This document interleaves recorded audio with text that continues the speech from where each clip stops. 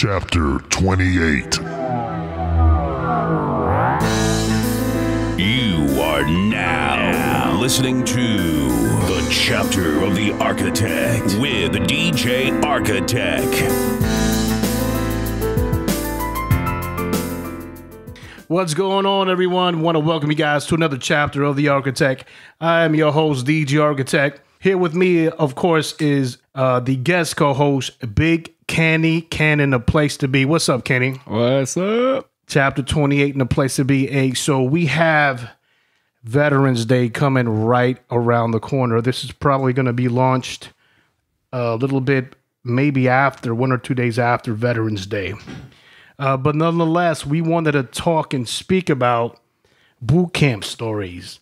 The reason being is because, well, obviously because it, being close to Veterans Day, and we wanted to give a big shout out and a big thanks to all the service members out there. But we wanted to tell funny stories. There are, Kenny, there are a lot of civilians out there that have no idea what it is to go through a boot camp, whether you're in the Navy, the Air Force, you and I being prior Marines, which is, we all know it's the more difficult boot camp. While we were there, it wasn't fun. You know what I'm saying? Now we could sit back and we could laugh at it, right? Yeah.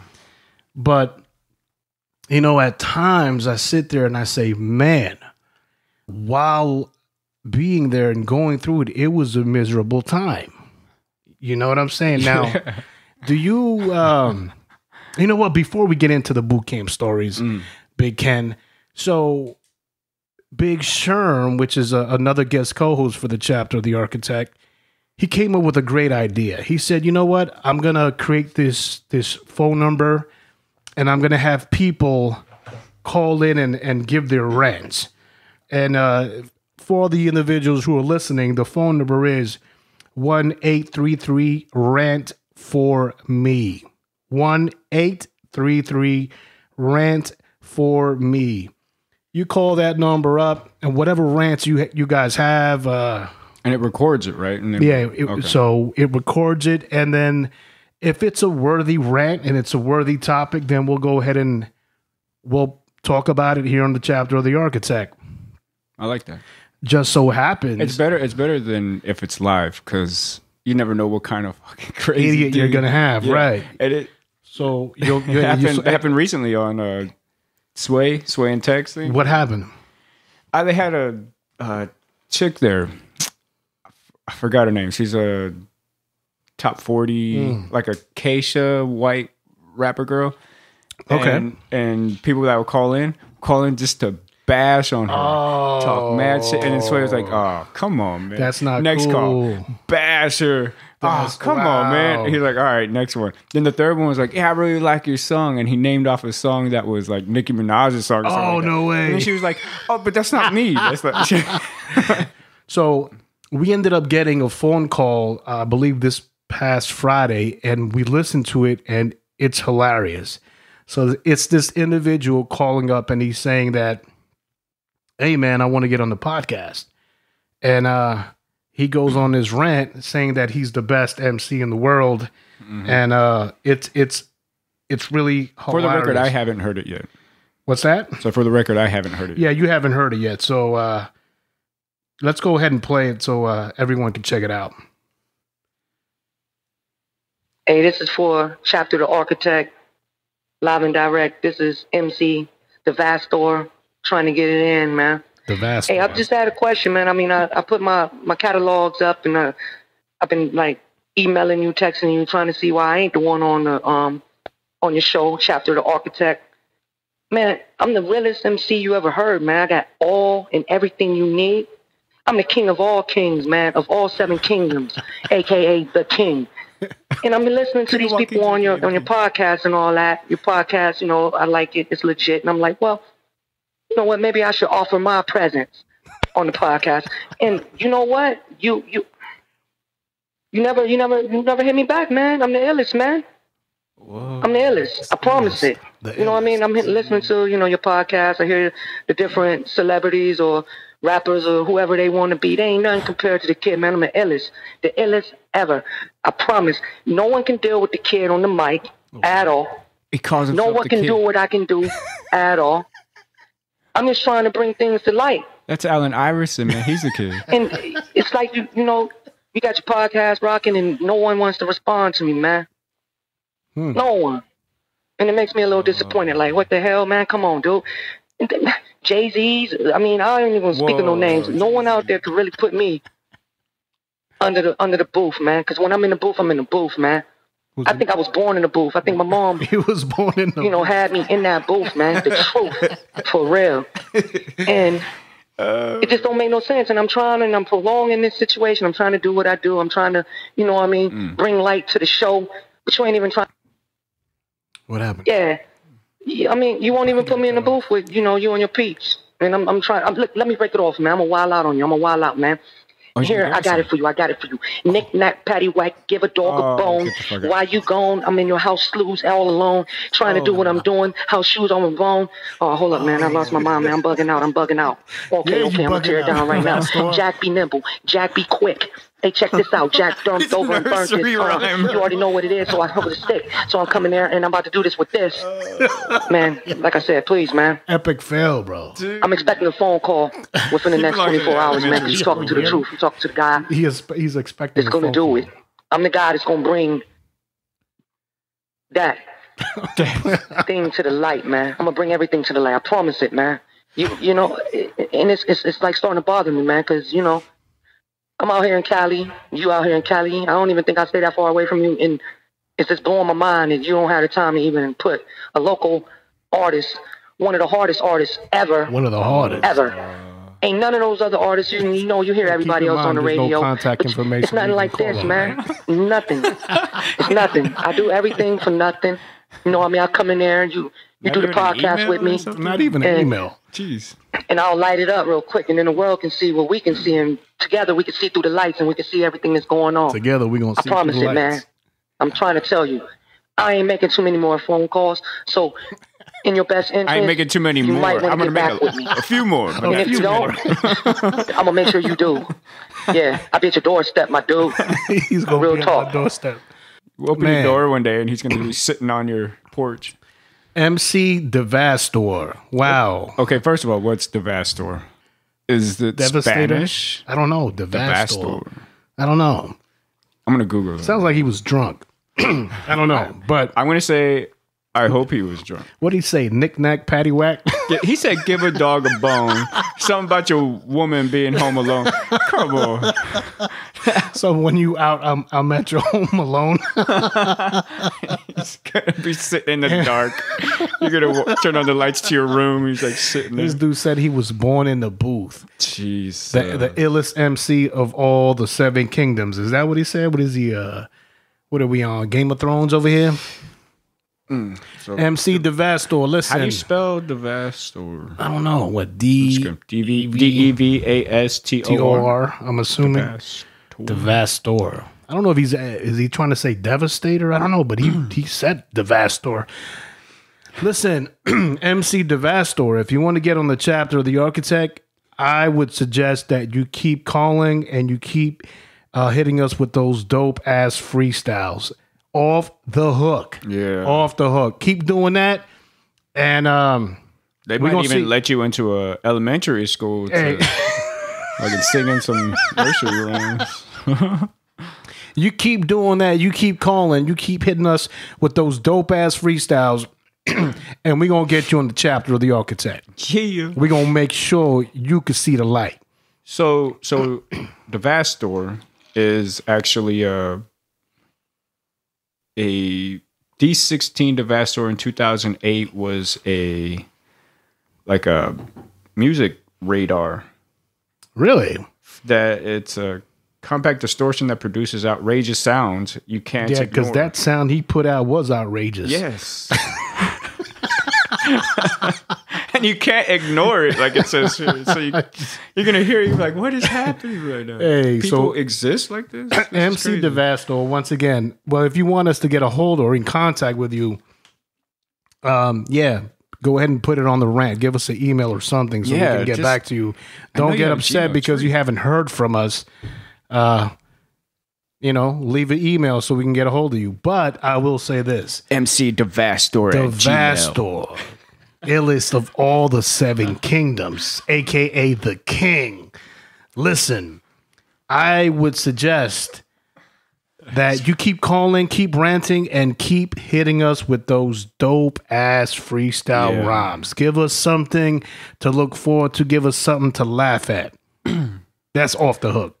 MC no, that Devastor. wasn't laughable. That was so dope. Man, I thought I heard cannabis. I was like, that is so sick.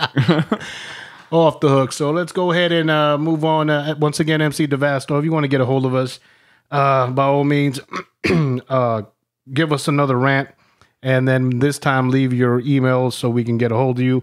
Once again, ladies and gentlemen, if you want to leave a rant and, we can go ahead and play it on the chapter of the Architect, it is 1-833-RANT-FOR-ME. 1-833-RANT-FOR-ME. So, Big Cam, moving right along. Boot camp stories. What made you join the Marine Corps? Oh, shit. Yeah. Okay, so everyone remembers September 11th, 2001. And where they were, and I was in college at the time. And I forgot what class I was in, some law enforcement class or something like that.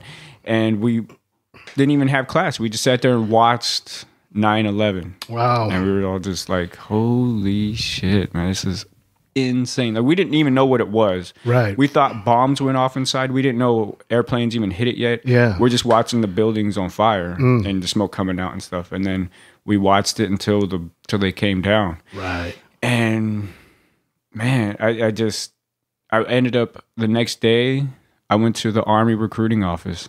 Really? September 12th, 2001. So I remember September 12th a little more. You didn't waste no time, huh? You was gung ho for it. Why? Yep. Why the Army recruiting office and what? Because I had no idea. I was still naive to the military branches and all that stuff. Yeah, so you really couldn't tell if you saw a soldier in uniform and a Marine in uniform. Yeah. You didn't know who was what. I would call them both soldiers, and then you'd probably get smacked in the mouth. Yeah. And then we're going to talk about that because civilians have no idea why. But go ahead. We'll get into that. Yeah, we'll get into details. I wouldn't ever expect a civilian to know. Absolutely not. And I don't get mad at civilians for saying it. No. I'll correct them. I'll say, absolutely, just don't call Marine a soldier. Just don't do that. Just for your information. But anyway, so September 11th, went to the Army recruiting station in Temecula, and I talked to a guy named, they called him Sir Co. He was a staff sergeant, and he went to the first Gulf War and stuff. He gave me all his stories and stuff. And it was... He was infantry, so and even the Marine recruiting office, they were like, "That's a good to go motherfucker right there." Right. And at the time, I noticed the difference. So I went to the Army recruiting office. Even it was September 12th, 2001. They were still shooting money, like, "Oh, you get this bonus if you sign on. If you take this job, you get this bonus. You're gonna have money for school." That's how they were selling it. That was their selling point, right? And I was like, I'm here to fucking sell the papers. You don't have to. I'm here to fight. Sell me this. Exactly. I'm here to fight. Exactly. They didn't have the. I don't want to say patriotism. I don't know, but you know that would. They had the patriotism.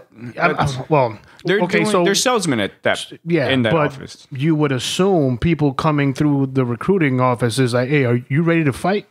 Yeah, we just got attacked. Right, like in World War II, Pearl Harbor. Right. Right. And the same thing happened in recruiting offices after Pearl Harbor. Right. They were they flooding were being with people, filled up. Exactly. They didn't have to sell them on it. So what happened? So why didn't you join the Army? What okay, so at the time, Marines? My best friend, the guy I named my first son after, another friend of mine, they were all joining Marines.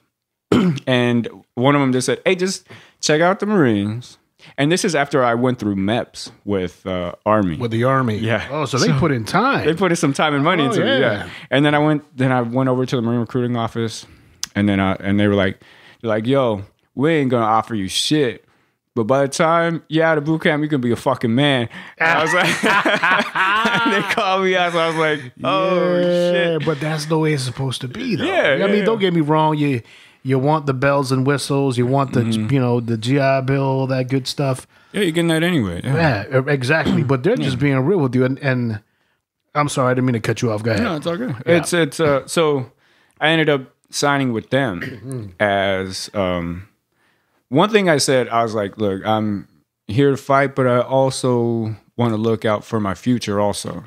And I want to do something that will benefit me after I'm Once out. you get out. Right. So I went as what you went initially. That's how I went. I signed the papers in the recruiting office as a Diesel mechanic? Yeah, motor team mechanic. Yeah. Not an operator, but a Right. mechanic. And I was like, I wouldn't mind doing something like that because that way I could take those skills out And and utilize them in the real world. Yeah. Sure. And the day I was supposed to leave for boot camp, my recruiter came up. He was like, look, there's no more room for this MOS, so you're going to be a tanker. And I was like, I was 18 and naive, and I was like, fuck it. Yeah. I don't, just sign. Yeah. And then the next day I went to boot camp. Not even exactly knowing what I just signed. I don't have any idea. And then I was a combat tank crewman. Tell us about, well, obviously you went to boot camp here in San Diego, right? I went to Paris Island. I recall. Flatland. Yeah, I recall. Yeah, but those. Don't even compare the sand fleas. Those sand fleas. I'm telling you what, man. It's hey, look, they're both different type of. They're both different types of pain. You know what I'm saying? They both are. I agree. They're both different types of pain. Don't believe me. Going up a hill or a mountain is something that I wouldn't be looking forward to. But nonetheless, I recall we swear in. We take maps. We take a flight. You know, my recruiter comes early in the morning, like 2 o'clock, 3 o'clock in the morning, picks me up. Yeah, you're lucky. And you know, the funny thing is I still remember his name, Gunnery Sergeant Schuler. Mm-hmm. And then he ended up leaving, so he gave my paperwork to this sergeant. He picks me up, puts me on a plane, and it's myself and two other individuals, another kid from New York and another kid from New Jersey. Mm-hmm. So we fly in. I'm not sure if it was probably South Carolina. And all of a sudden, a bunch of other recruits that was like the rally point. We get together, we get on the bus. And my recruiter had told me, hey, look, when you get to boot camp, you got to let those drill instructors know you're not playing no games. So when they ask you where you from, you need to say you're from badass New York. Oh, shit. Little did I know he was setting me up for a thrashing, right? Yeah. So all the three, all three of us, the old boy from New York and the kid from New Jersey, we go to the back of the bus and, we're rowdy. Mm-hmm. Everyone else is quiet, you know what I mean? But because we had flown from New York down south, we had already created some kind of camaraderie. Yeah, some kind of bond, and hey, so we're in the back. Yeah, we're gonna put it in. They gonna see who the real is. And then once we start seeing the signs that say welcome to Paris Island, where Marines are made. Mm-hmm. All of a sudden, the back of the bus gets real quiet. It gets real quiet. Because now, because now we the three of us start looking at each other and we start to realize within minutes, our lives are about to change forever. Mm-hmm. And we had seen little documentaries here and there, how the drill instructor comes inside the bus and tells you, get out of my bus, get off my bus. And you have to step on those yellow footprints.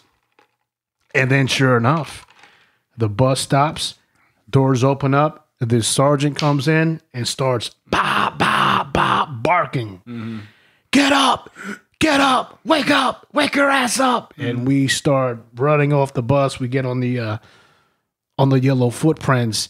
And it was downhill from there. How was your experience? How was traveling to So you see, you got to have that full experience of traveling with the group from the plane all the way to the yellow footprints. With me and a few other guys, we kind of got lucky. So check this out.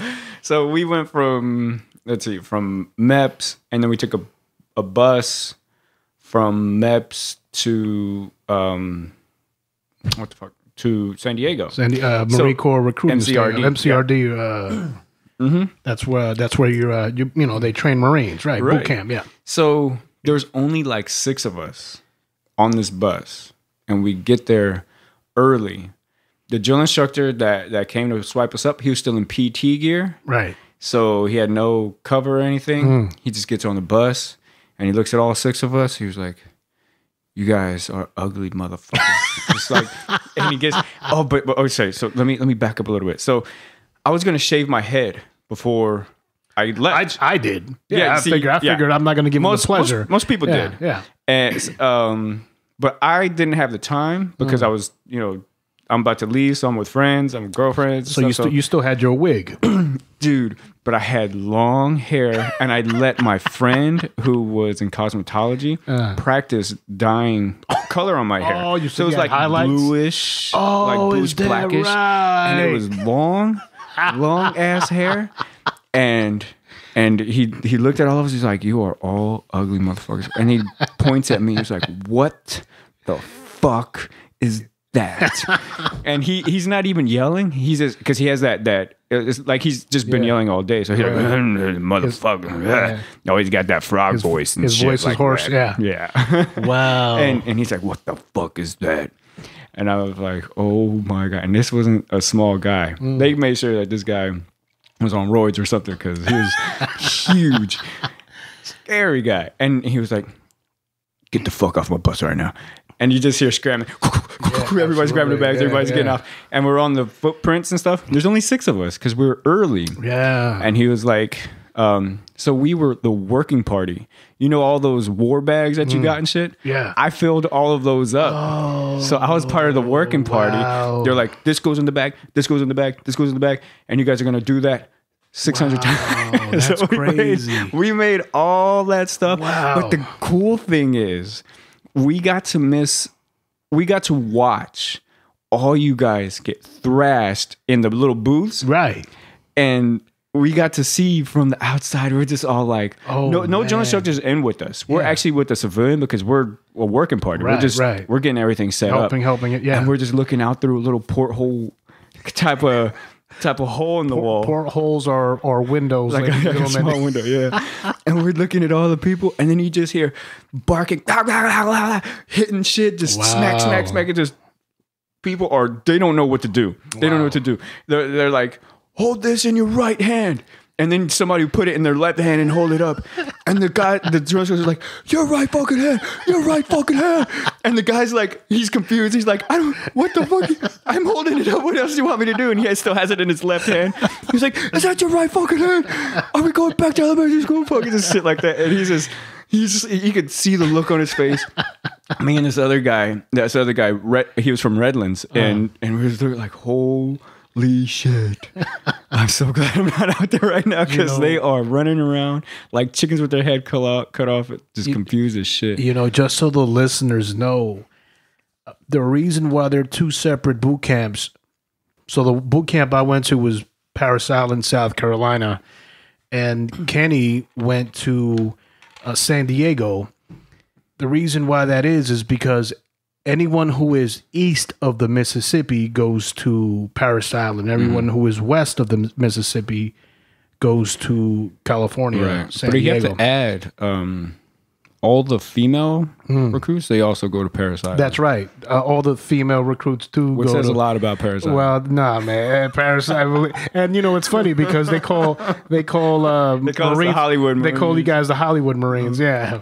But nonetheless, I remember sitting down on the barber chair, and I had no hair anyways. They still run over it, right?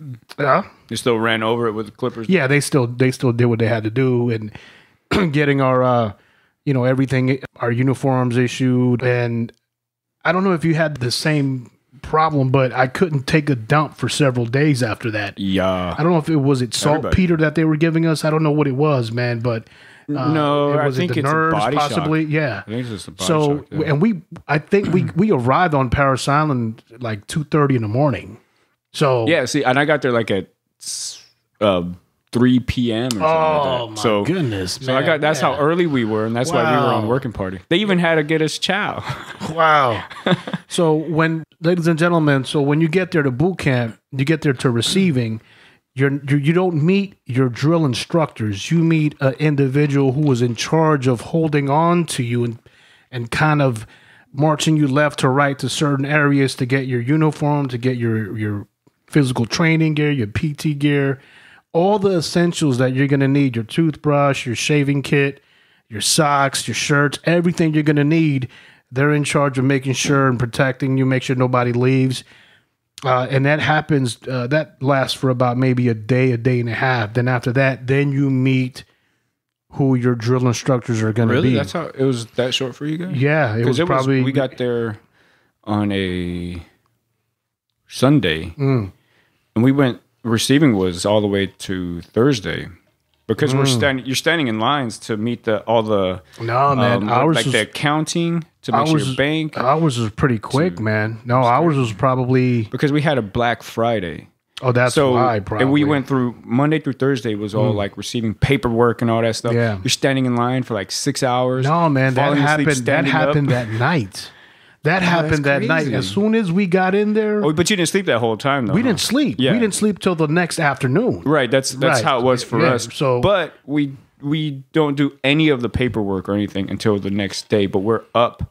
So we're in lines, standing in lines for hours. Mm-hmm. You're literally falling asleep, standing up. Yeah. But you're falling into the guy in front of you. Yeah. And then they're like, oh, fuck. And, So I remember the bag nasties, ladies and gentlemen. The bag nasties they're a brown paper bag. I enjoyed them. And inside they call them bag nasties, but they weren't terrible. It wasn't like the food was rotted, but there was like a sub sandwich, ham and egg, not ham and egg, ham and cheese. I just remember some it was like packets of mustard, maybe an orange or an apple, a bag of chips, and some kind of juice, right? And it wasn't terrible. I don't know why they called them bag nasties. I've had worse. Anyways, so the next morning, you have to go outside for. No, I'm lying to you. It was probably the second morning. We were still in receiving, and I hadn't dumped. I hadn't taken a dump. This particular morning, I'm like, oh shit, I got to go. You know what I mean? And the drill instructor who had us for receiving says, "All right, everybody." Get outside in 5 minutes. And I told the recruit next to me, I said, yo, man, let them know I'll be out there shortly. I got to take a dump. Like, you know what I'm saying? I had the time to do that. Right. So he's out, by the time I get outside, this guy's doing head count about, 4 or 5 times already. And he goes, I'm missing one. Where the hell is he? The kid that I told, let him know I'm taking a dump, hadn't said nothing. They're all shell shocked. Yeah, they don't. So they don't want to talk to him. They do not want to open up their mouths for nothing because that's an opportunity for them to get thrashed or get screamed on. So they just like fuck it. He'll eventually come out. So I come outside. It's like 0:30, man. Like the sun's not even up yet. I come strolling behind him like, yeah, baby, what's cracking? And he goes, where the fuck did you come from? Sir, I had to use the bathroom. And he probably knew you were there. Yeah, whatever. So he makes me point my pointer finger towards my right eye. Mm-hmm. And then he smacks my elbow into forward. So my finger goes into my eye. And he goes, you don't say I here. You say this recruit. Mm-hmm. And he goes, you know what? I'm done with you. I'm sending you back home. I'm dropping you. And not my heart drops, man. Yeah, they use it as a threat. He goes, you know what? A lot of times. He goes, this is UA, your unauthorized absence. Mm-hmm. Before we send you home, you're going to spend 6 months in the brig, which is the military prison. Mm. And my fucking heart dropped. This is like my second. We haven't picked up we haven't even seen our drill instructors yet. Right. And he sits me in the area where we came in for receiving, and it's like a bunch of empty desks, and it's probably like 4:30 in the morning, and I'm sitting there by myself, and he goes, "You wait here, the military police is coming to pick you up shortly." And I'm like, "Sir, no." He goes, "Shut This the recruit had a shit. He goes, "Shut the fuck up. You're not going to be in my Marine Corps." I said, "Oh no." I'm like, "What the fuck am I going to tell my brother?" Because I had, you know, at the That hadn't gone through time, your mind where you're like, I just had to. yeah, no shit. You know, and I'm saying, what the fuck am I going to do? Like 2 days and I can't fucking hack it. You know what I mean? And he comes 45 minutes later with a handful of a plate of hot breakfast. And then, you know, he goes, "Go ahead and eat." And he sits down next to me and he goes, You didn't want to leave on purpose, did you?" I said, "Sir, I just had to use the bathroom." And no, I don't want to go anywhere. I don't want to go to prison. I don't want to go to the brig. And he goes, and he slaps me on the back. He goes, "Don't worry about it, man. We're not sending you anywhere." He goes, "But don't do it again." I said, "Roger that." So that was my You first. said that, Roger that? I didn't say Roger that, okay. but I was like, "Yes, sir." You know what I mean? But that was my first really, really waking point to be saying to myself, "Okay, man, don't do any stupid kid shit anymore. Wake your ass the fuck up. You're not at home. You're not in the streets of New York." Right. There's Streets in New York, you could just take a shit on the side. Oh, dude, yeah, you could do what the hell you want, man. But here, you know what I mean? You were walking a fine line. So we get to the point where, so we get picked up, we meet our drill instructors, and then you remember when they get you in line, and you're pretty much down to your, you know, skivvies, your underwear, and then they're inspecting you and they're looking at your bodies to see if you have any racist tattoos. Right, racist tattoos, like anything scarring, that, anything like that can, anything that can get you disqualified from boot camp, right? Yeah. So the drill instructor comes to me and stands in front of me. He's looking at my tattoos and he goes, "Recruit, where you from?" I remember what Gunny Schuler had said. "Sir, this recruit's from badass New York." Oh. And he goes, and then the drill instructors, drill instructors just fucking turn around and come rushing at me. So now there's 3 drill instructors looking at me. Brains are hitting your forehead, huh? And then the drill instructor who asked me that question says, "Oh, is that right? Get on my quarter deck." I didn't know what a quarter deck was. Ladies and gentlemen, a quarter deck is a portion of the... It's like the foyer. Yeah. So we stayed in these open bay squad bays, right? And it was the very front end of it. And that was a quarter deck. I didn't know what a quarter deck. This dummy had probably, I don't know, graduated how many platoons? Who knows? 25 platoons of Marines. So he's thinking I know what a quarter deck is, and I'm looking at him like he's a fucking idiot. He's looking at me like I'm an idiot. And he goes, "Get on my fucking quarter deck!" And I'm like looking left and right, like, what the hell?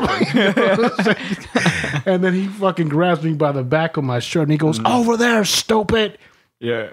And the whole fucking time while everyone is stenciling their last name on the back of their shirts, I'm getting thrashed. Push-ups, set-ups, jumping jacks, like for 45 minutes. I'm like, fuck. And then you still had to stencil your... And then I still had to stencil that shit later on my own time. I was like, fuck. I said, that motherfucking Schuler fucked me up.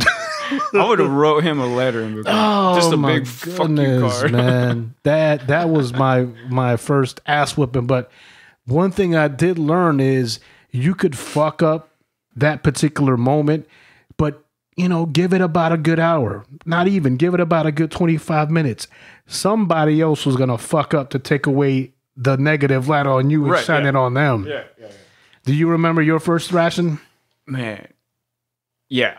And it sucked because I was first squad leader. And I stayed first squad leader all the way through. I got you get fired and then they fuck with you a little bit and I'm like, get the fuck back up there. But so first squad leader, all the squad leaders and the fuck was that guy? guide. The guide, yeah. You're the first bunks, so that way they could pull you for any stupid fucking thing anybody else does. Yeah. So, but before that, so remember the long hair. So we had to go to chow one time, and we were in line and getting chow, and I still had my long hair, and the drill instructor wanted to display me to other drill instructors. And we weren't received in yet, so they couldn't really fuck with me that much. But there were just 5 guys just standing around me with their fists on their hips, like it's like, and one of them looked at me, was like, you know how many of us want to fucking kill you right now, like in the most literal sense. So anyway, we went. We did the same thing. Went through receiving. We have a thing in San Diego called Black Friday. So that first Friday, you're there, you meet your drill instructors and stuff. My first, somebody else's first thrashing. This was before, what's it called? Before we met our drill instructors. There's a guy, I remember his name. His name is Luna. And you know when you have to piss in a cup and you have to hand it to the drill instructor? Yeah.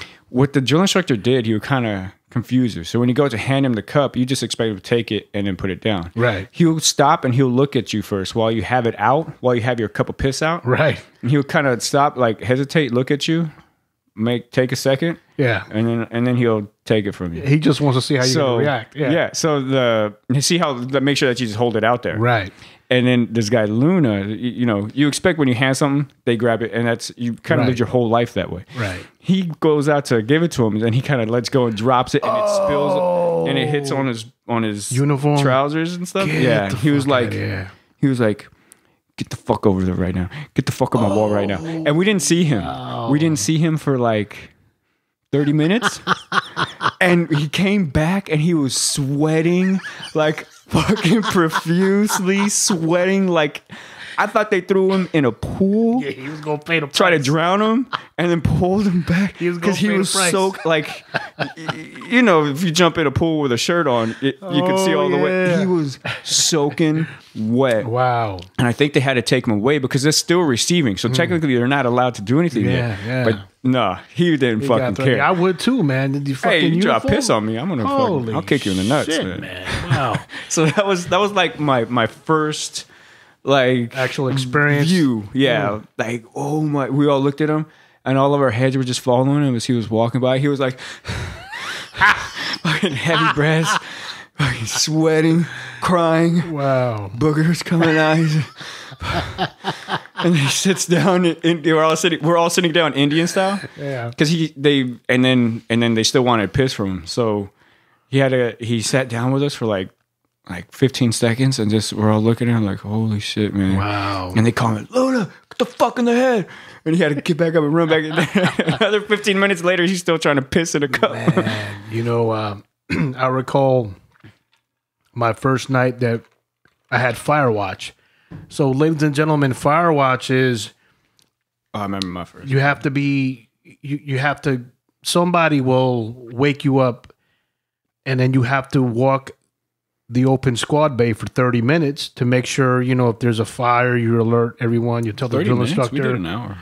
Really? Yeah, we were doing 30 minutes. And, it's better that way. And make sure, none of the recruits were sneaking out. So you had to do a head count, make sure you had all the recruits, and then you had to do a rifle count, make sure that all the rifles were accounted for.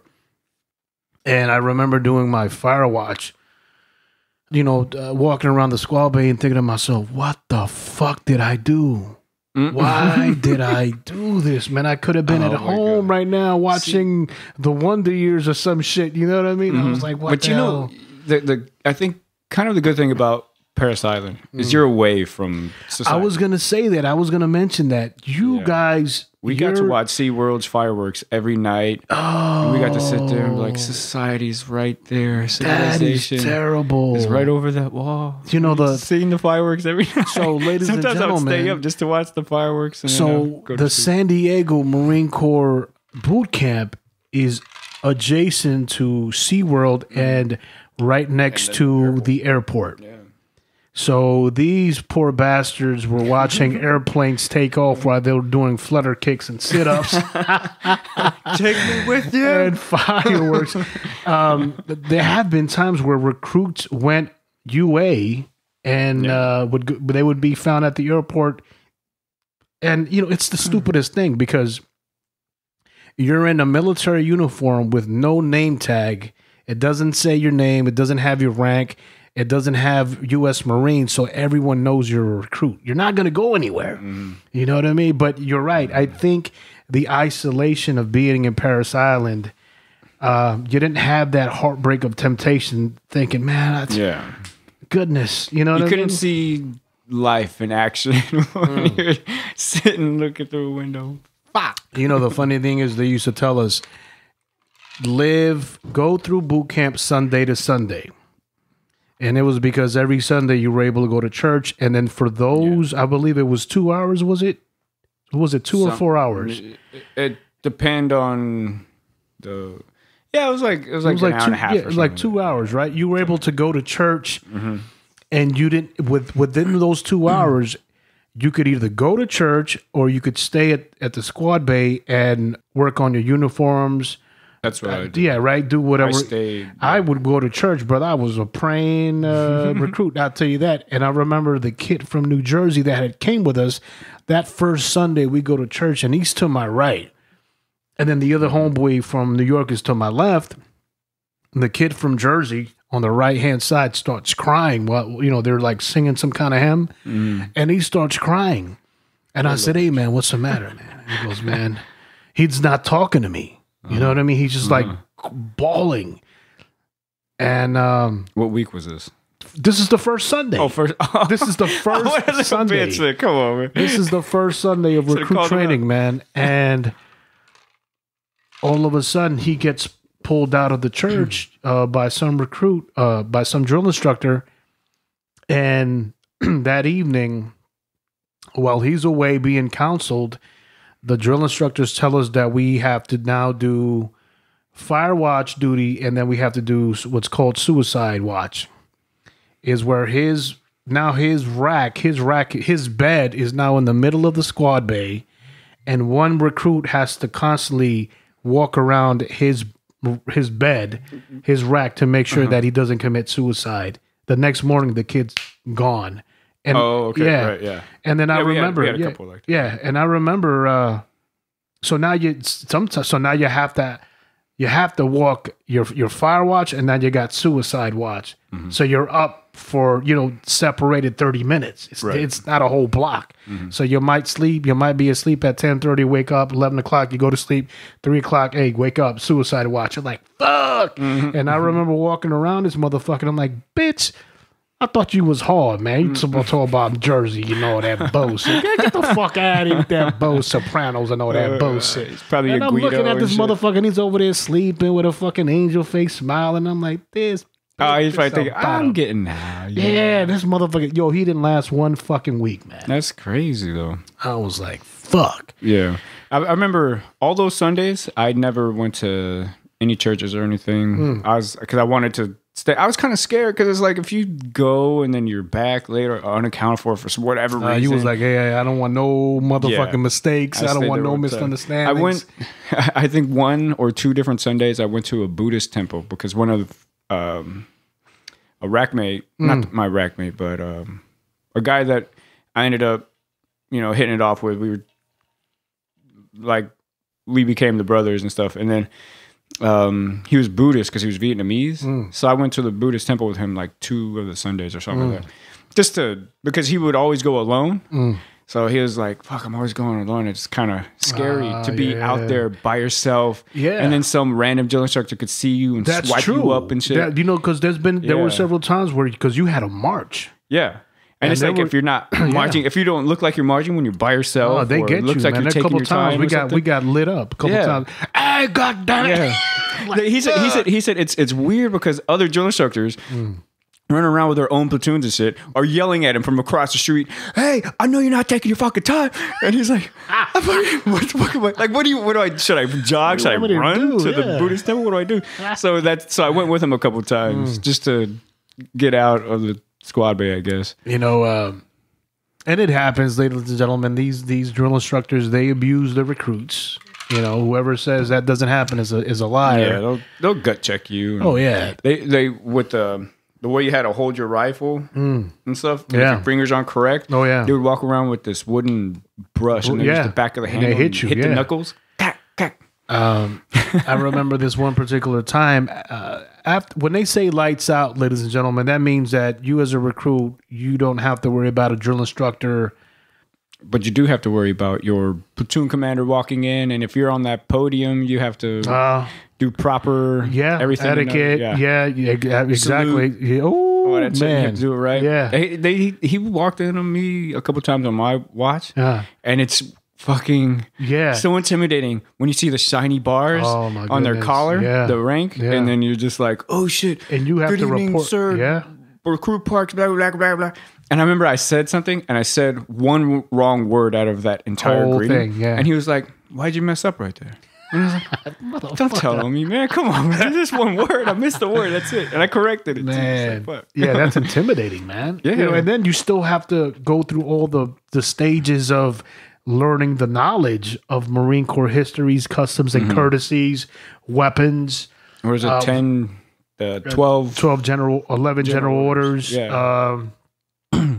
You know, your what was I thinking about? Oh, your rank structures, all that. So you still have to learn all this knowledge, the type of rounds utilized for your weapons, your marching, all that. It's the academic portion was a lot, and then you had the physical portion, and then you had the portion where they were mentally and physically breaking you down to rebuild you. It was a lot because, but you recall you had to take and you had to pass exams academic wise.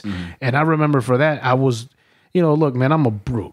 I'm gonna suffer my way through whatever boot camp, but the academics is what had me a bit of afraid because I was like, holy crap, man, I gotta learn this shit. Yeah. I will tell you this one particular story where a drill instructor, I remember his name's McAllister, Staff Sergeant McAllister, bitch ass. If I see you, that's that ass. This motherfucker. So we're supposed to be in Iraq, asleep, lights are out, and he comes out of his room and he goes, yes, 1046, yes. You think that lights out is going to save you? No. I want you guys to get in a push-up position and utilize the rack left and to your right as platforms. So now you have an individual on top of you and an individual below you, and we're doing like spider push-ups, right? So your legs are spread. One left foot is on the you hear what I'm saying? Yeah, the left bed, and the one right is on the right bed. So they're recruits. One's on top, one's on the bottom because they're bunk beds. And this kid Lily, a little bitch, and this fucker was on the top rack. And Ray Nusso, I remember this recruit too. He was a bad motherfucker. This guy would sneak out and make phone calls, man. I don't know how, he had deals going on with other recruits. I'm like, hey, man, I'll hook me up or some shit. But anyways, he was at the bottom, and Ray Nusso was a badass motherfucker. So he's making us do push-ups for an extended period of time. And then Lily on the top rack says, drill instructor, this recruit has to use the head. And he goes, denied. Shut up and keep pushing. And the kid's like 4 or 5 times, sir, this recruit has to use the head. Denied. Finally, the kid said, fuck it, and pissed. And below him was Ray Nusso. And Ray Nusso says, motherfucker. He's getting pissed on. And the drill instructor's like, keep your fucking voice down. You know what I mean? Because he can get in trouble for that shit, man.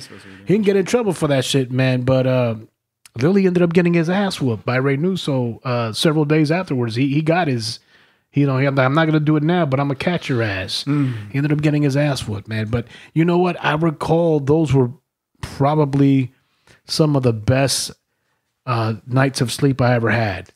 I would go to sleep in the prayer position and wake up in that same position. We were so tired. Yeah, so your body's so worn Exhausted. out that you would sleep so deeply. I don't remember dreaming. I don't, because it was such a deep fucking sleep. Like your body is just so worn out. it wants to shut down, and it shuts down at night. I think one of the funniest moments, man. So since I was first squad leader, my bunk is up by the quarterdeck, right? So I would see the quarterdeck a lot because he would just pull us for any stupid thing anybody else did. If if somebody in your squad did something stupid, you're going to the quarterdeck with him. With him, yeah. So that would get pulled over. I get pulled a lot. So one time, it was another squad leader, like a third squad leader or something like that, and one of his recruits. They're getting thrashed on the quarterdeck. We're all fixing our bunks. We're all getting, because we just had what's it called? I forgot. Like set up the where we push all the racks on one side. And you do some drilling inside. Like all rifle drill and stuff. Right. And then we're setting everything, putting everything back. And then he has one of the squad leaders and one of his recruits. And I'm fixing a rack up by the quarterdeck. And then another recruit was going to run to the head. And, because it was kind of like downtime at that moment. And the drill instructor was like, "Where the fuck are you going?" And then, I remember this guy. His name was Islas. And he's like, "This recruit requests me to use the head, sir." And he was like, "Get the fuck on my quarterdeck." And he pulls him up, and I'm like, "Oh my God." And I smiled because I'm right there. And I had my back turned. I had my back turned. How the fuck did he see me smile? He was like, "Hey, Parks, what the fuck is so funny?" I'm like, "How did you?" I was like, "Nothing, sir. Nothing's funny." I turn around, straight face. He's like, "Get the fuck on my quarterdeck." Oh, man. I was like, "God, fuck, did that happen?" You know what was the funny shit is, when you were getting your ass chewed? So, ladies and gentlemen, sometimes we have to what's called get online. The drill instructors will do a countdown. They'll say, go inside your bags and your sea bags and get a pair of gloves, right? I'm just naming off for whatever item. And then you have to do that as quickly as possible, ladies and gentlemen. And then he starts counting down. 5, 4. And then when you get to 3, all the recruits are supposed to shout out, "Get online, get online." Is that how they count it, though? Is that because our original instructors, they would say, "You have 100 seconds." No. And then they go, and then when they start counting in their seconds, they'll be like 99, 98, 97, 96, 94, 97, 10, 9, 8, 7, 6, 5, 4, 3, 2, 1, you should be. And it's like, that was 10 seconds, man. You said we had 100. No, dude, I guess they got their old methods, man. But whenever he chose, he would just start saying 10, and then you're like, "Oh fuck!" And ladies and gentlemen, these combinations to these, the master locks. The master locks, you barely remember the combo. So like first time doesn't work, second time doesn't work. You're like, oh fuck, and he's like, "Get online," and you haven't even got the goddamn lock open yet. You're like, no. I always cheated. And you left it online? I would set the lock at the last for the last number. Digit. Oh, very for the smart. last number, and then I would return it for it to hit the last number. See, my man, 50 grand. Because they would go around and they would check. Yeah, they could check. You could check it. It won't pull out. But my I know that. Smart. That last clockwise one, because it's only one turn. You turn it to the number, boom, and it pops. Yep. So there's one particular time I didn't get online in time, and sure enough, I finally get online without the item that I needed to have in my hand, and then now the drill instructor is chewing me out. And then, ladies and gentlemen, you're facing your fellow recruit. So in front of you, like across a small, across the squad bay. Yeah, you can see a recruit. It's not that far though. Yeah, and then the recruit is making funny faces to on purpose make you laugh while the drill instructor is chewing you out. Do not let that son of a bitch make you laugh, because if you laugh, that's your ass. Oh, you want to laugh? You want to laugh? Is that right? And hey, on your face, I want push-ups, diamond push-ups. Oh man, fuck man. It's like, once again, now that we look back on it, we can laugh, but going through it, you're like, it sucked. You're like, fuck. I remember it was when we would get something from the Foot Locker. I forgot what it was called, but it's just a locker at the end of your rack. Yeah. And I don't know, it happened to me like 3 different times, man, where you get what you need from the Foot Locker, and then I would go and shove the lock, but my lock sucked, so it wouldn't always lock on that initial push, and it would fall unlocked. Right. And then everybody's online, and they'll be like, 10, 9, 8, 7, 4, 3, 2, 1, you should be, do sir. Do that shit, right? And everybody's online at attention, and then they would look at everybody's locks, and then they would see mine. Mine's not fully locked because it wouldn't clasp. It wouldn't engage. Exactly. Yeah. And he was like, what the fuck is that? He was like, what the fuck is that? And I was like, what? Like, I mean, I kind of broke, the POA, like looking around, like what POA is the position of attention, ladies and gentlemen. And then he grabs me by the shirt, like from my chest, and pulls me. So I take a few steps forward, and he grabs my foot locker and just throws that shit. Just throws it. All my shit goes everywhere, all over the place. Like 3 different times, man. So this particular time, he's a senior drill instructor, and this guy used to be in a Marine Corps silent drill team. All he wanted to do was drill. This was a bad motherfucker. Staff Sergeant Stevens. I never had the pleasure to meet him again while I was in Fleet Marine Force. But I would have loved to meet him again. This motherfucker, he was just, man. Mm-hmm. The motherfucker, all he wanted to do was drill. Yeah. And he would thrash you if you fucked up. And we had some real fucking rocks. Rocks, ladies and gentlemen, are idiots. See, Marine Corps drilling is a whole nother thing that it takes so much practice. Yeah, so it's not just the basic Marine Corps custom and courtesies, history, weapons, rank structure, how to properly report your post. You have all these different things of knowledge that you have to learn, and these courses and Alpha inspection, Charlie inspection. Mm-hmm. And then now you have to learn, and swim call, pass the rifle range. And then now you have to learn how to drill. And then you get tested on this. So, a company drill, a series drill. We drilled so much that we had to get our boots redone. Yeah, the bottoms of them were worn out. Sole.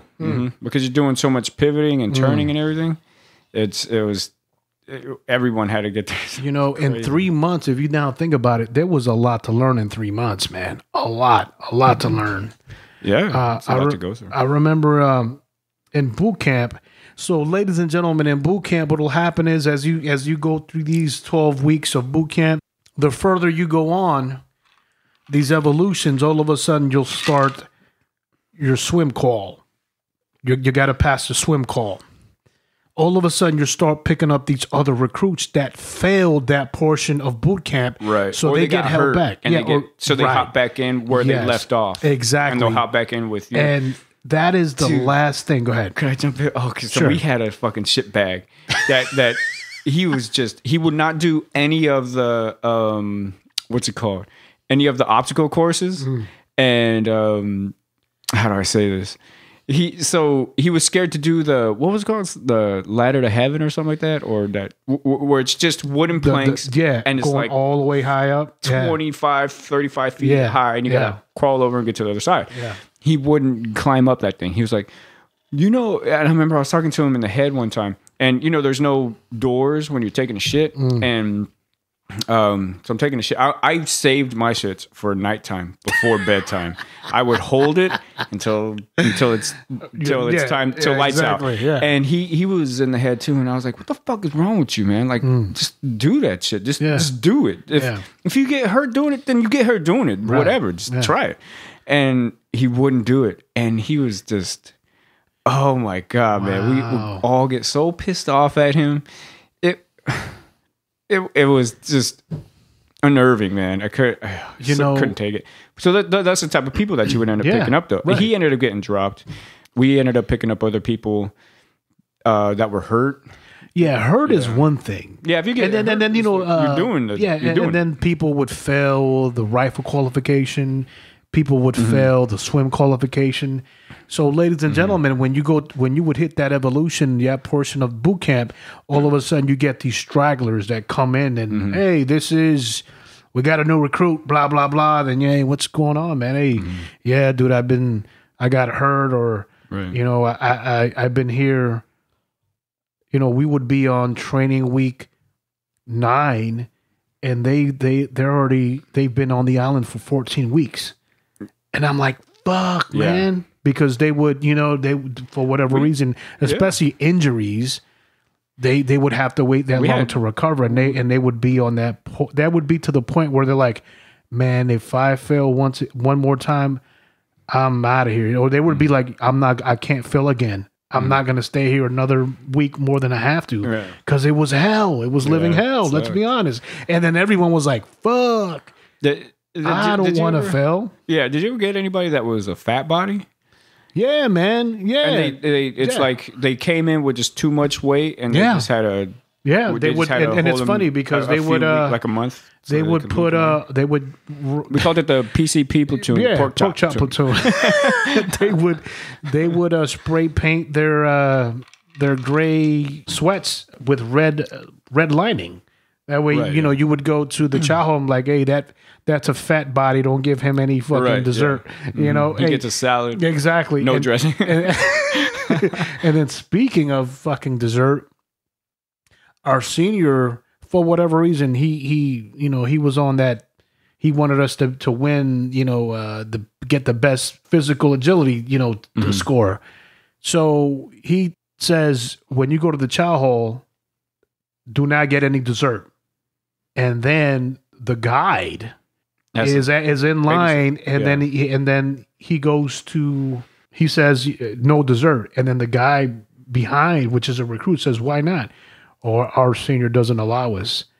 And that recruit is close to graduating. You know, once you work in the chow hall, you're maybe like 3 weeks out from graduation. So he's like, fuck it, I'm gonna drop dimes on this fucking drill instructor. And he goes ahead and he goes, hey, there's a drill instructor that's now allowing his recruits to get dessert. Technically, we should be getting all portions of rations, right? Mm-hmm. Later on that evening, we're in the rack, we're in bed, and our senior comes in, turns the lights on, is fucking pissed, and he's got like 2 packets of fucking Oreo cookies or some shit, right? What the hell? And he fucking rips them open. He goes, 1046.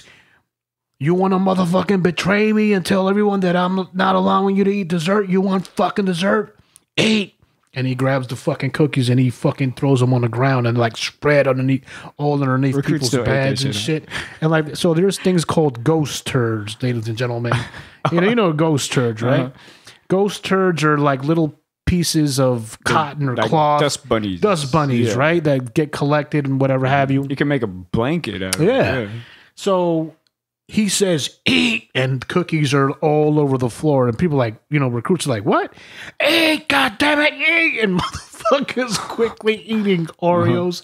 And there's fucking dust bunnies, you know what I mean? And they're like, fucking eat, man. But you know, fucking went.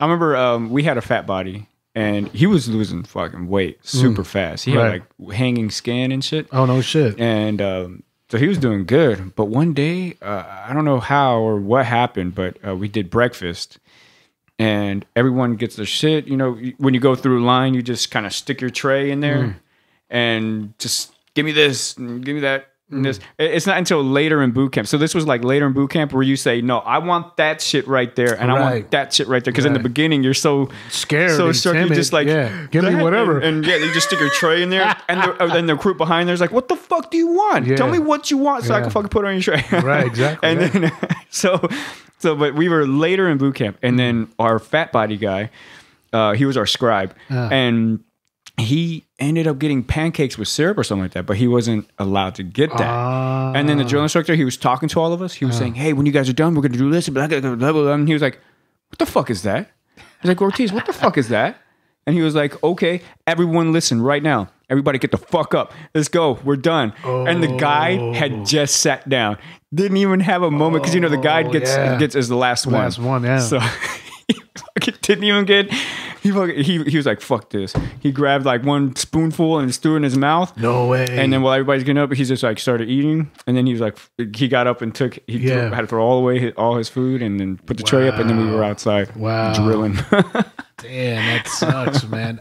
I remember we ended up picking up, I forgot this recruit's name, man. We ended up picking him up. when we hit the qualifications with the rifle, with the M16. He was a fail? He had failed something. That hurts the whole average for the platoon, you know what I mean? So recruit, kind of. I forgot what his name was. Anyways, and you know what? You do get rewarded, and I'll mention that here in a second. Yeah, my black belt drill instructor, the senior drill instructor said, if we win this shit, everyone's getting some Whoppers. And we were all excited. And he brought Whoppers for us in a Burger King bag, but they were the chocolate Whoppers. Oh. So you get like a little package of a little Whopper. Oh, you thought it was for real Whoppers. That's some foul shit. But, you know, we won, because our senior was on the satellite drill train, we won company and series drill. Each one of those times, he let us watch a movie. The first movie was... Full Metal Jacket, and then the second was what's the one? Heartbreak Ridge. Oh, the with popcorn and the whole nine. Oh shit, which is fucking cool. We're like, holy shit! And then he let us call home. He'd probably be like, "I'm gonna get that popcorn back." Hey, no shit, man. So, anyways, we ended up picking up this recruit that had failed rifle range, and you know how they say left, right, dominant, you know, and then you have to wear the eye patch. So this kid, or were they testing to see which eye was dominant? It was possibly something along those nature. Obviously, I'm not paying attention. I'm trying not to get my ass chewed. So he said something stupid, and the drill instructor is chewing his ass out, and he goes, "You know what? The hell with this!" And he grabs his pirate eyelid, you know what I mean, the eye patch, and he pulls it back, and he fucking lets it go, and he snaps it on his. I wanted to fucking laugh so I would bad, have. man. I laughed a lot, man. That's why I would get thrashed a lot, because I laughed a lot. I mean, there were times when I remember our bulldog drill instructor. He was a little ass sometimes, man, and he would just be mad at us all the time for no fucking reason. We're doing everything we're supposed to. We won. We got last place in the initial drill. You know, you do the first competition after like a few weeks or something like that. We got last place in there. And ever since then, the fucking bulldog thought that we were pieces of shit, bags of shit and stuff. And then I remember we were out at the rifle range, and he starts... He does mark time march, and that's when you stand in place and you just keep moving your legs, right, up and down. And he's like, and he slows us down. He tries to do like a slow motion, left, right, and so we're going like slow motion. Yeah, we're all going slow motion, and you know you can't really make it look nice. And I remember I was looking at us. I was like, "What the fuck are we doing, man? This is silly as shit." And I fucking just kind of giggled, and he got in my face. And he just started ripping, blah, blah, blah, and he stared at me in my eyes like he wanted to fight, gangster, like straight up, like I'll fuck you up, and fucking balled his fist and everything. I was like, oh, and I fucking stared at him back. I was like, pff. And the way he walked back, like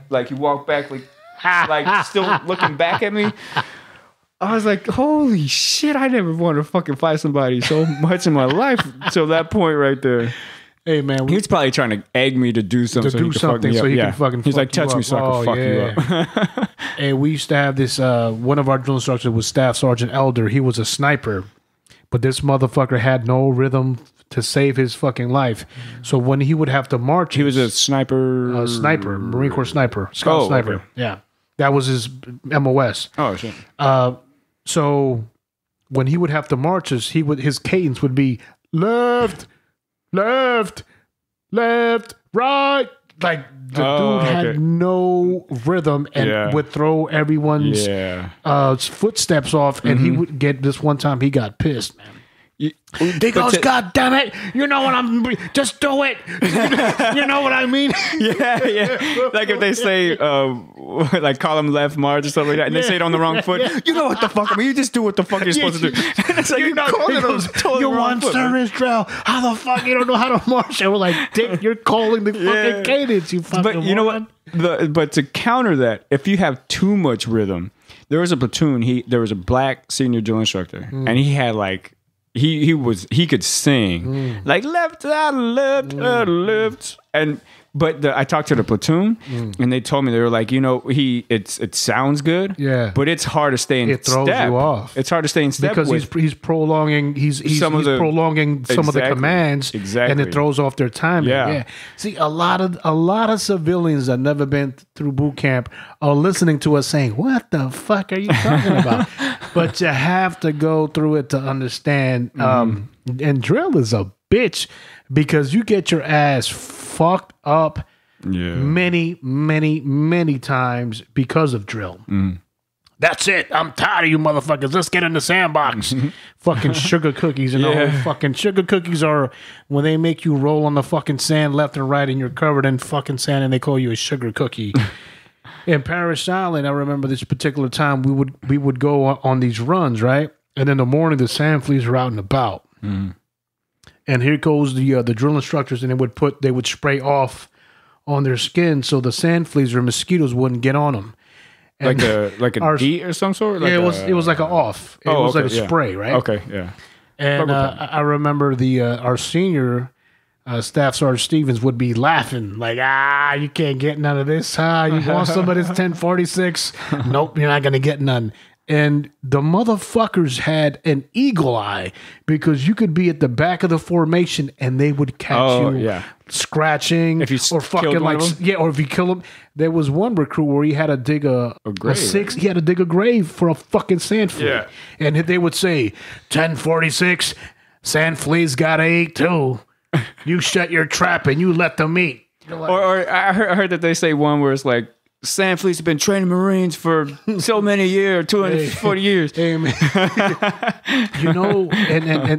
And I'm kind of going away from boot camp, but what I would hate was when you were in the fleet and you would have to be in formation for someone's retirement, and they would fucking run their mouths and sucks for 50 fuck.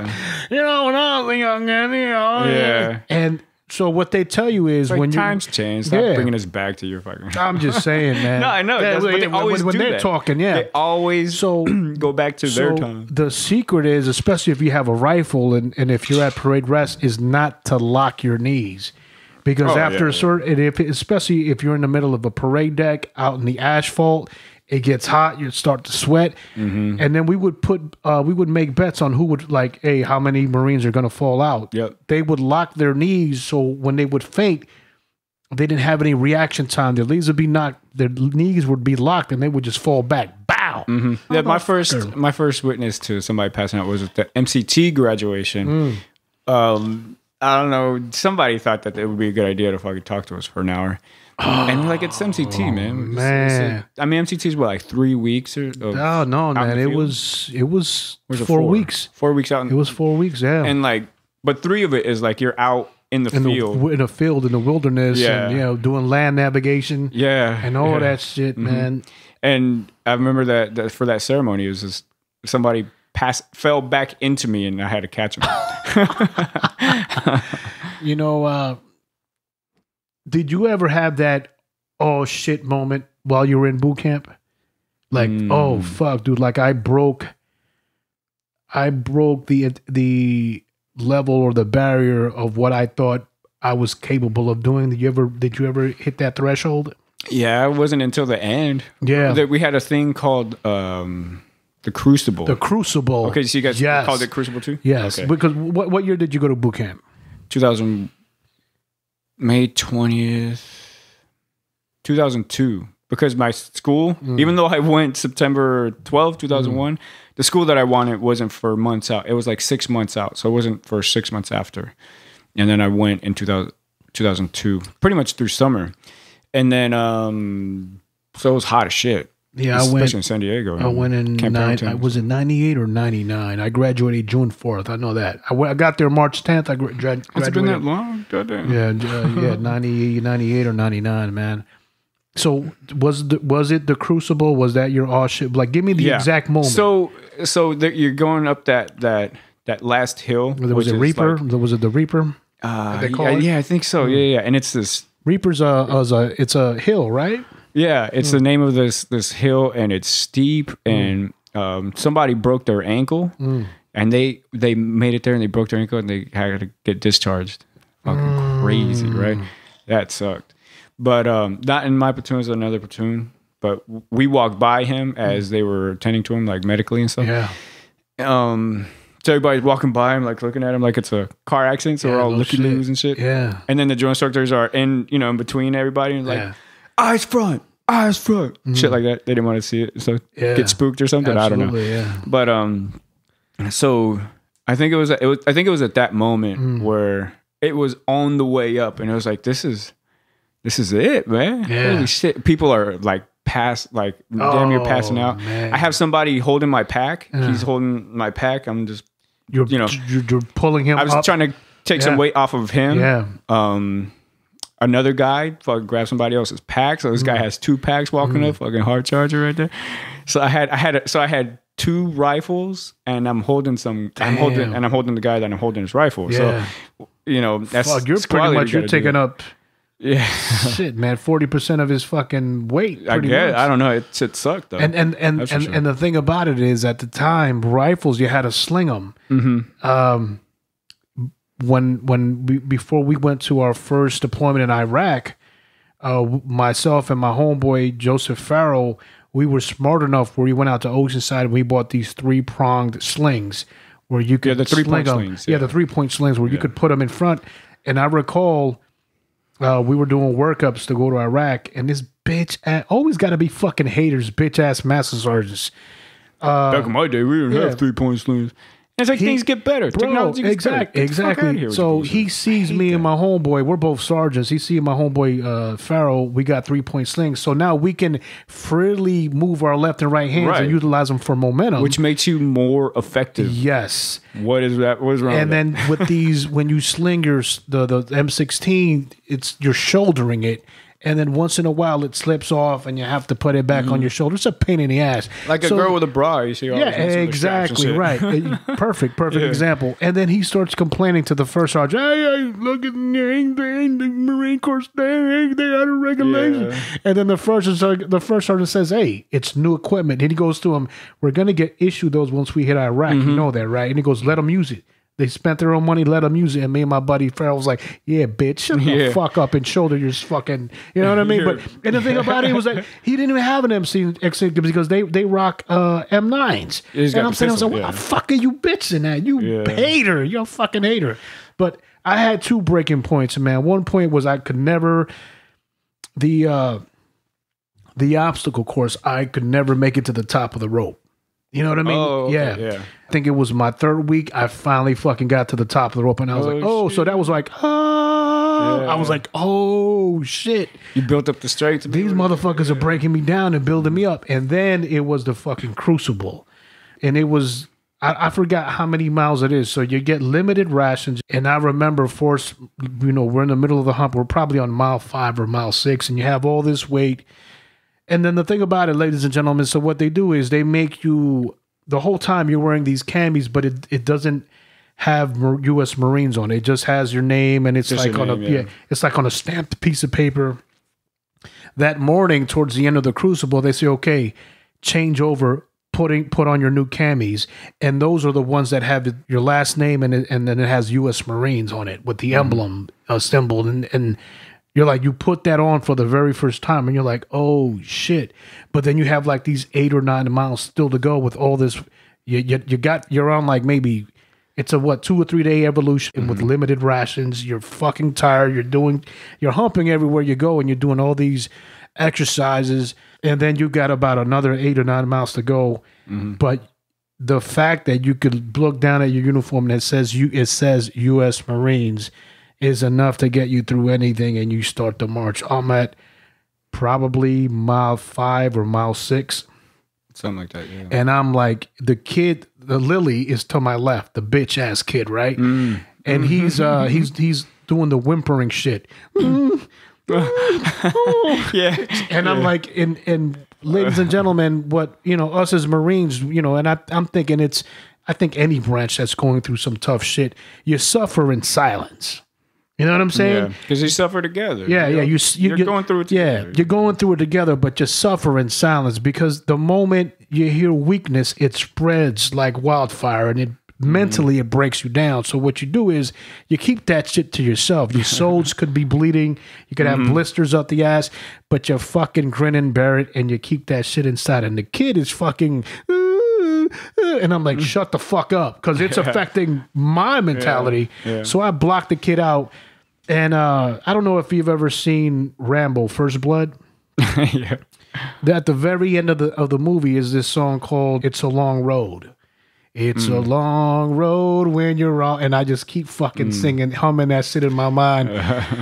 No use in crying. Each step is only the beginning, and I'm just fucking singing this to myself, man. And we finally get to the parade deck on Paris Island, and I don't know how they do this, man, but we get there right on time to where there's 3 Marines and they're about to do colors and lift the flag up for that morning. Oh yeah, they wait for the company to be there. Man. So when we were going up the Reaper, it was quiet.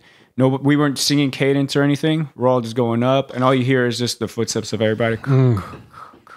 And I'm just looking around because it was pretty nice scenery. I mean, you know, in the mountains and stuff. Yeah. And I was trying to enjoy it as much as I could. And I was like, once we get up there, it's gonna be cool as shit. So you get in San Diego, Camp Pendleton, you get up on top of the hill. And then I seriously don't remember what we did, but we get a speech from the series commander and the company gunnery sergeant. They just talk some shit real quick. And he was, and they're like, "You made it. This is the shit right here." Blah blah. He's just going super motivated and shit. But you still have to get back, right? So I think we changed our socks and stuff like that, and then we all sprinted. Like each platoon would sprint once they get to the top. They sprint to that point, and there's like this marker up there. And it's something that you could read. Right. And it's about, becoming a U.S. Marine and stuff. And we're all sprinting. So the whole company's just sprinting once they get to the top. Yeah. Even the little grunters going, he's sprinting too. Running like the water boy when he gets mad, he's like sprinting. He's like, so it's like way over dramatic. And it's like, So then we all get up there, and then so they do their speech and stuff. They handed us something. I forgot what it was. I have it somewhere. I have my bags at home and stuff. But on the way back down, going back to the chow hall, because they took us straight to the chow hall. Yeah, because you had the Warriors breakfast. Yeah. But on the way back, that's when the company gunny started singing. And it was way motivating. Like, I used to have a Cadillac. Now I'm humping with my bag. And you get all. So he went through all of them, man. That was cool. When we finished the hump, and hump is forced march, ladies and gentlemen, with your or backpack or a hike, right? And all your equipment and your rifle. So we get there in formation, and you have all your sister companies there with you, and then they raise the flag and they do colors. And aside from the music, the cool part was that's that white boy shit. I can't hang with that. Those are your peoples. Hey man, I can't hang with it. But the cool thing was that your drill instructors came up to you, and then they handed you the Eagle Globe and Anchor. That's what it was. They put it in your hand. Yeah. That was the cool shit. And they were like, "Hey, look, you're one of us now. Congratulations, you made it. You're now a Marine." That was the moment where I was like, "Fuck, man." I shed a tear. I was like, "Fuck, dude. I could do anything else in the world, and this is going to be probably one of the moments where I'm getting ready to pass away. You'll remember forever, forever." So there's a lot of people that will say negative things about the military. While you're in it, there are some negative things. You go to war, you see some things, but that change you as a human being, and that'll be a totally different chapter. But becoming and going to boot camp and that moment of receiving the Eagle Globe and Anchor was probably one of the best feelings that I've ever had in my life. And I owe a lot to the Marine Corps. I really do, because it was a great stepping stone for me to move on forward and do other things in my life. So, and it made it makes us the men that we are now. The discipline. I could take a whole lot of stupid shit and I'll be all right. Yeah, That's how I like feel. I slept on a bed of rocks for days. You feel me? There are a lot of people out there that'll complain for something extremely minor. Yeah. You try going... but you know what? That kind of sucks sometimes because it's hard to have empathy for someone that might deserve it. I don't. Because... Like it's okay. I see your point. There are some things where it's like, oh, get the fuck over it. Like, don't. I'm the wrong person you want to talk to about that. Well, you know why, man? Is because they haven't been forged in that element of toughness, right? Yeah, and yet to them it matters.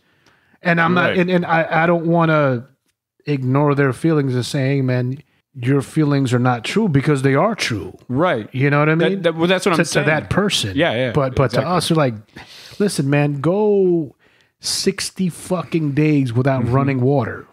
You know what I'm saying? Yeah. Go for 3 weeks having to shave with sand in your fucking pores. You know what I mean? And having to shave.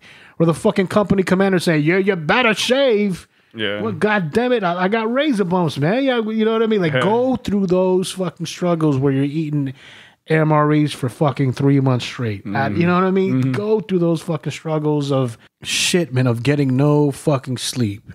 And then the next fucking moment, you're almost fucking dying and your heart's about to burst out of your fucking chest. You're like, what the fuck just happened? But I will tell you this, man. Aside from the negative things and the wars and what have you, is we all experience different things. But they've made me, Marine Corps Boot Camp made me the man I am today, and I'm proud of it. Listen, the Marine Corps has done so many good things for myself and my family and my friends. And if there was anybody that would ask me for advice, I say, look, the military is a great thing to be a part of, but if you're going to do it, you better go in with 100% of your heart. Yeah. Because it's not for the half-assed, it's not for the weak of heart. If you're going to do it, go in there and go hard, because those motherfuckers will filter you out right out of boot camp. And if not at boot camp, once you hit the fleet, they're going to wither you out. And don't be that shit bird, man. Nobody likes to be the shit bird. You shouldn't be the shit bird. If you're going to join the branch, man, become an asset, not a burden. Sure, yeah. Right? Exactly. You have anything else to put into this boot camp podcast for the Veterans Day there, Ken? Man, something just popped up. So did you guys ever have to, before bedtime, you guys hydrate with a canteen? Oh shit! You had to drink the whole thing, right? You had to drink the whole thing, right? And then if not, you had to pour it over your head and make sure there was no water in it. So we had a guy that didn't drink the whole thing. He couldn't drink it. I don't know. Maybe he drank right before, right? But he was only able to get like half of it down. So everyone drank. Everyone's holding it over their head, and he's getting a count like good. And he would also go around and make sure that your shit was full. Right. So if it sloshed around too much, he's like, your shit ain't even full. Go fill that shit. Yeah. But so the guy that didn't finish, he was like, oh, all right, go fill your shit back up. We're drinking again. Oh. And then we drunk another canteen, and everybody's like, everybody's breaking ranks. Everybody's like, no, I can't even stand pee. Everybody's holding their stomach and shit. And this one guy was like, I'm gonna, oh my God. And the drill instructor's like, standing right in front of him, was like, you better fucking not. And he tried to cover his mouth. And it just sprayed through his fingers. And it was projectile vomit. And the drill instructor, like, he was in shock. And it's running down his brim. What? And it's all over him. He's like, the fuck? Like, he didn't know what to do or what to say. He didn't even yell. He walked away. And he came back brand new uniform. Wow! Like in 5 minutes, and we didn't see that guy for a long fucking time. We didn't see that guy probably until nighttime. He probably got a good thrashing, man. Dude, I appreciate this podcast, man, because I haven't this particular podcast talking about boot camp stories because I haven't spoken about these stories in over 10 years, man. So I appreciate the fact that you were here with me, and we were able to put these funny experiences out to the world and record it. But nonetheless, this podcast will be broadcasted maybe several days after Veterans Day. So we would just like to say happy Veterans Day to all our brothers, all our sisters out there. Nonetheless, ladies and gentlemen, we were hanging out today on Chapter 28. We want to thank you so much for your time. Of course, we were hanging out today with Big Kenny. Appreciate your time, Kenny, once again, man. And to all the active and prior military members around, happy Veterans Day, ladies and gentlemen. DJ Architect, this has been Chapter 28. Give another shout out to MC Devastor. Oh, Devastor. Yeah. Hey, send that email. Devastor, send the email before you get mad that we haven't gotten in contact with you. Send us more of those funky, fresh freestyles off the hook. All right. And once again, ladies and gentlemen, this has been Chapter 28, Chapter of the Architect, DJ Architect out. DJ